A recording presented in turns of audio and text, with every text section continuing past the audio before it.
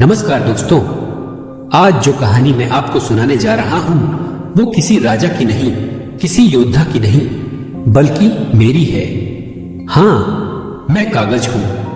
मैं वही हूं जिस पर आपने अपने पहले अक्षर लिखे, जिस पर आपकी परीक्षा की किस्मत तय हुई, जिस पर प्रेम पत्र लिखे गए और जिस पर इतिहास रचा गया। आज मैं खुद बोल रहा हूं। मैं आपको मेरा इतिहास सुनाना चाहता हूं। मेरा जन्म जब मैं नहीं था दोस्तों। एक समय था जब मैं अस्तित्व में ही नहीं था। उस समय इंसान के पास अपने विचारों को सहेजने का कोई आसान साधन नहीं था। तब इंसान गुफाओं की दीवारों पर अपनी कहानी उकेरता था। पत्थरों पर चित्र बनते, जानवरों की आकृतियां, शिकार के दृश्य, पर पत्थर भारी थे, दीवारें बोल नहीं सकती थीं और समय के साथ कई कहानियां मिट जाती थीं। मैं तब पैदा नहीं हुआ था, लेकिन इंसान मुझे खोज रहा था। पत्थर, मिट्टी और ताड़ के पत्ते, फिर समय बदला। इंसान ने मिट्टी की तख्तियों पर लिखना शुरू किया। गीली मिट्टी पर शब्द उकेरे जाते, फिर उसे धूप में सुखाया जाता। पर मैं अब भी नहीं था। कहीं ताड़ के पत्तों पर ग्रंथ लिखे गए, कहीं जानवरों की खाल पर इतिहास दर्ज हुआ। मुझे देखकर आज आप कहते हैं और कागज तो आम चीज है, लेकिन दोस्तों, मेरा जन्म हजारों साल की खोज का परिणाम है। पपीरस, मेरा अधूरा रूप, लगभग 3000 साल पहले मिस्र की धरती पर मेरा एक अधूरा रूप जन्मा। नाम था पपीरस। नाइल नदी के किनारे उगने वाले एक पौधे से मुझे बनाया गया।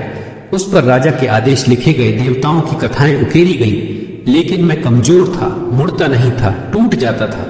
मैं समझ गया था मुझे और बेहतर बनना होगा। चीन, जहां मुझे मेरा असली रूप मिला दोस्तों। अब मैं आपको ले चलता हूँ चीन। साल था 105 ईस्वी। एक साधारण सा व्यक्ति, नाम था त्साई लुन, चाई लुन। उसने पुराने कपड़े, पेड़ों की छाल, मछली पकड़ने के जाल और बांस को पीसकर एक नया चमत्कार किया। और तभी मैं जन्मा। हाँ दोस्तों, वही मैं, असली कागज।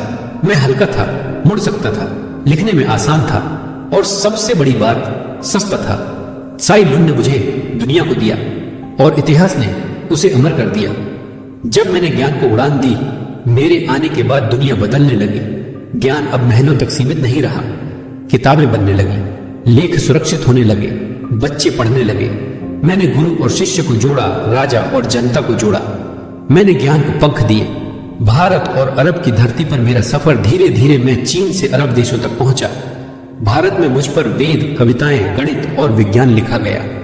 अरब विद्वानों ने मुझ पर खगोल विज्ञान और चिकित्सा दर्ज की।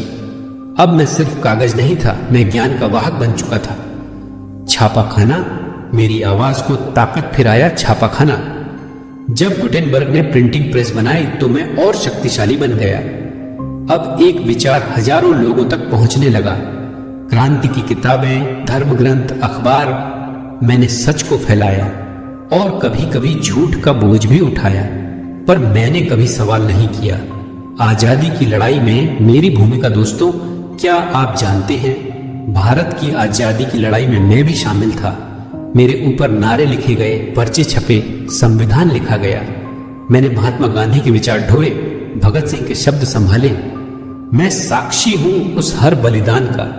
डिजिटल युग और मेरी चुनौती। आज आप कहते हैं सब डिजिटल हो गया है, मोबाइल, लैपटॉप, स्क्रीन। लोग कहते हैं कागज खत्म हो जाएगा।